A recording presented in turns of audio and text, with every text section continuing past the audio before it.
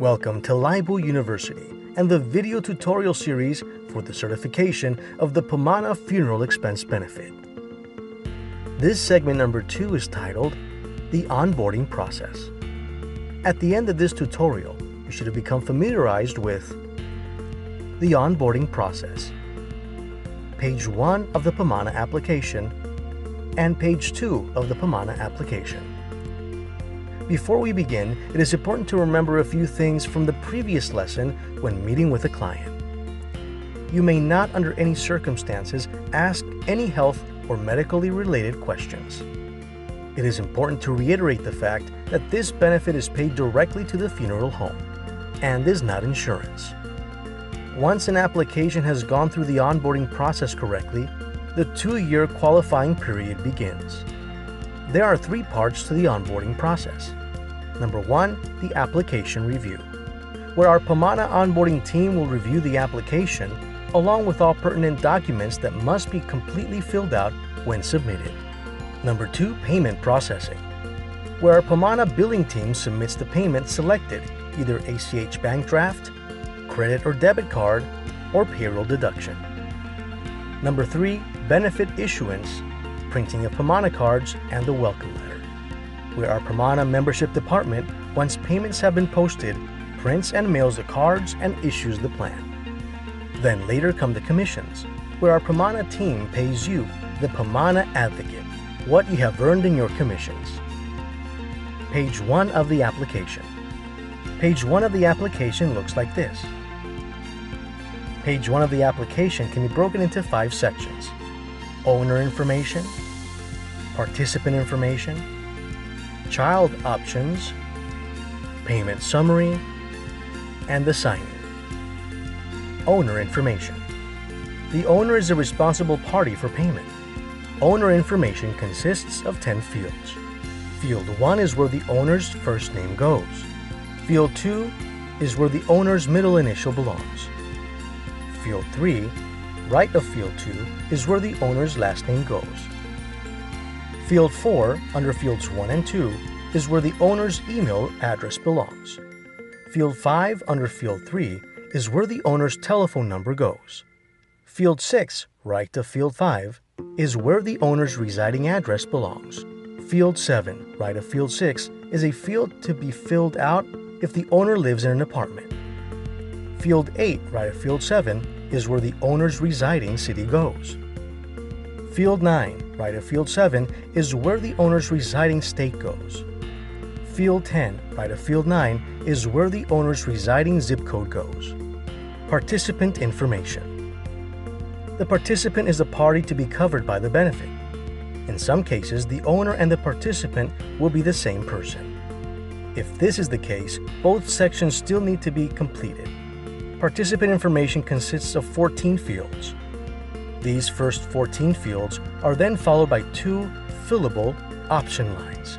Field 1 is where the applicant's first name goes. Field 2, right of Field 1, is where the participant's middle initial goes. Field 3, right of Field 2, is where the participant's last name goes. Field 4, right of Field 3, is where the participant's relationship to the owner belongs. Field 5, under Fields 1 and 2, is where the participant's residing address goes. Field 6, right of Field 5, is a field to be filled out if the participant lives in an apartment. Field 7, right of Field 6, is where the participant's residing city belongs. Field 8, right of Field 7, is where the participant's residing state goes. Field 9, right of Field 8, is where the participant's residing zip code belongs. Field 10, under Field 5, is where the participant's telephone number goes. Field 11, right of Field 10, is where the participant's Social Security number belongs. If the applicant does not have a Social Security number, then an individual taxpayer ID number or ITIN will be accepted. Field 12, right of Field 11, is where the participant's age belongs. Field 13, right of Field 12, is where the participant's date of birth goes. Field 14, right of Field 13, is where the participant's gender belongs. For legal purposes, the gender to be provided will be the gender assigned to the applicant at birth. Under fields 10 through 14, the owner will need to indicate whether the participant is currently active in any branches of the U.S. military. Under the active military line, the owner will need to select which Pamana plan they will be purchasing for the participant. Child options. This section of the application is completely optional. If the owner will be adding any children to the benefit coverage, they will need to fill out an area for each child. 2 areas have been provided, and if more are needed, the owner may request a supplemental form. This section consists of 4 fields and a fillable option line. Field 1 is where the owner will provide the first child's full name. Field 2 under Field 1 is where the owner will provide the child's social security number. Field 3 under Field 2 will provide the child's date of birth. Field 4 under Field 3 is where the owner will provide the child's gender. For legal purposes, the gender to be provided will be the gender assigned to the child at birth. Under Field 4, the owner will need to select which Pamana plan they will be purchasing for the child. If the owner would like coverage for a second child, then the area to the right will need filling out. Directions for filling this area will be the same as the previous areas. Again, if the owner would like coverage for a third child, the owner may request a supplemental form. Payment summary. In this section of the application, the owner will provide information regarding their payment and mailing preferences, add-on services, coverage amounts, and contribution amounts. This section consists of 5 fields along with 8 fill-ins, 4 of which are optional. Field 1, located under Child 2 area, is where the owner will indicate if they would like to pay monthly, draft, or direct, or annually. Field 2, located under Child 1 area, is where the owner will indicate which month and year the owner will begin payments.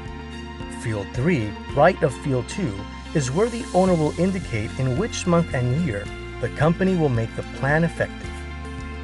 Field 4, under Fields 2 and 3, is where the owner will indicate if they would like to add on a written will service for a one-time fee of $200. Field 5, under Field 4, is where the owner will provide information for the delivery of the certificate of coverage and any other documents.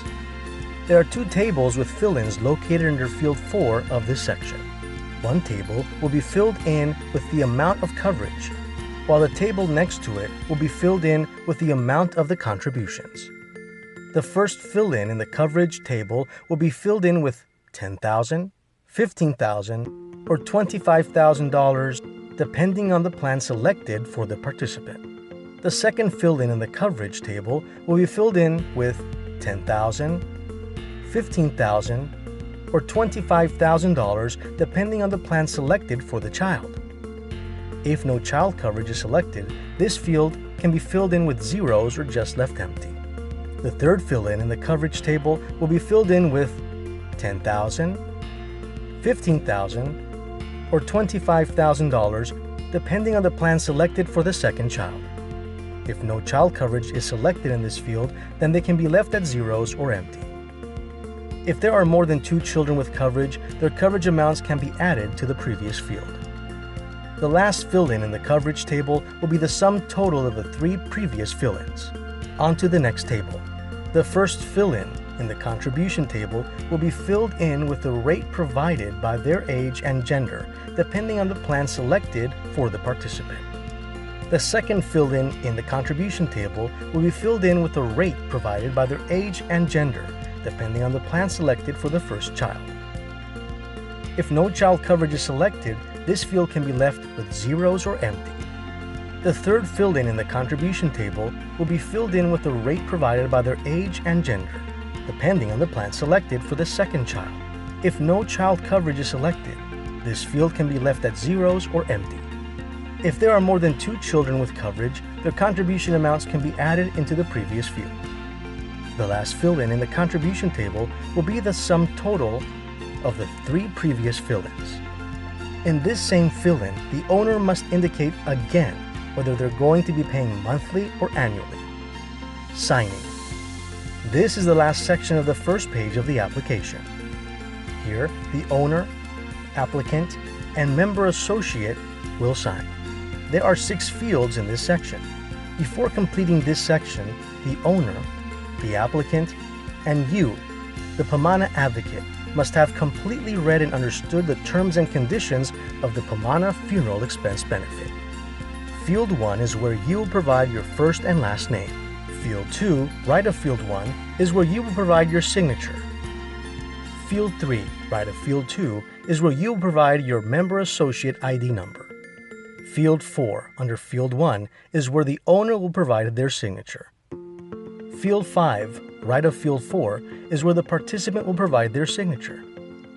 Field 6, right of Field 5, is where the date of application completion belongs. Page 2 of the application. Page 2 of the application looks like this. Page 2 of the application can be broken down in 3 sections: authorized payers, credit card information, and the signing.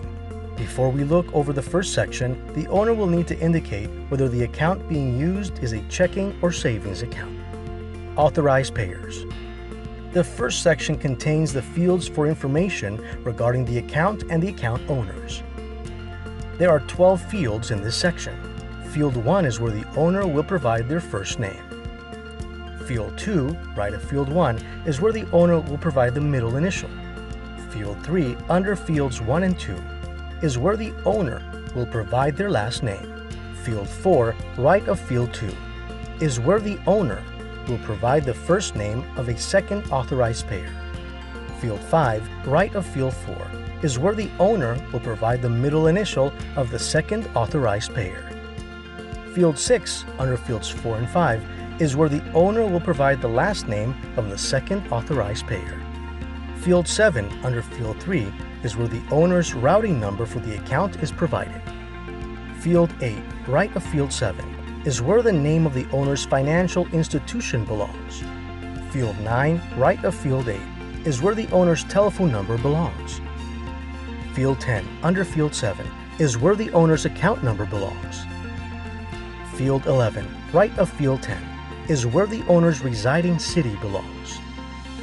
Field 12, right of Field 11, is where the owner's residing state belongs. Credit card information.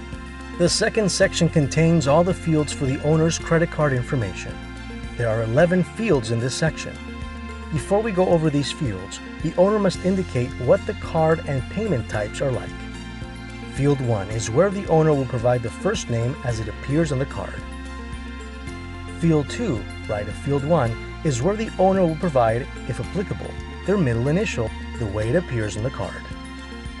Field 3, right of Field 2, is where the owner will provide the card's sequence number. Field 4, under Field 1, is where the owner will provide their last name the way it appears on their card. Field 5, right of Field 4, is a field to be left in blank. Field 6, right of Field 5, is where the owner will provide the expiration date of their card. Field 7, under Field 4, is where the owner will provide the billing address associated with the card. Field 8, right of Field 7, is where the owner will provide their apartment number, if applicable. Field 9, right of Field 8, is where the owner will provide the city name associated with the card. Field 10, right of Field 9, is where the owner will provide the state name associated with the card. Field 11, right of Field 10, is where the owner will provide the zip code associated with the card. The signing. Whether the owner has selected the ACH or credit card option, they must indicate when they would like their initial contribution to be made by selecting one of the 3 options. Now we have 5 fields left. Field 1 is where the owner will provide their signature authorizing for payments to be made. Field 2 is where the owner will date when they signed. Field 3, under Field 2, is where you, the member associate and Pamana advocate, will provide your ID number. Field 4 is where you, the member associate, will provide your signature. Field 5 is where you will date when you signed. This concludes the completion of the application. When the application is completed, it must be sent to applications@pamana.life. If you completed it online, then it will be automatically submitted to our onboarding team. If you filled out the paper copy application, you must scan it, Not take a picture, but scan it and email it to applications@pamana.life. Pictures of applications will not be accepted. Any missing or incorrect information will delay the onboarding process. Remember, earned commissions will not be paid until the application has gone through the onboarding process successfully. This second segment in the Pamana Certification Tutorial Series has familiarized you with the Pamana onboarding process through page 1 and page 2 of the Pamana application. Thank you for your interest in becoming a certified Pamana advocate. We hope this brief tutorial was helpful as you grow with us. Please proceed now to the quiz section and best of luck.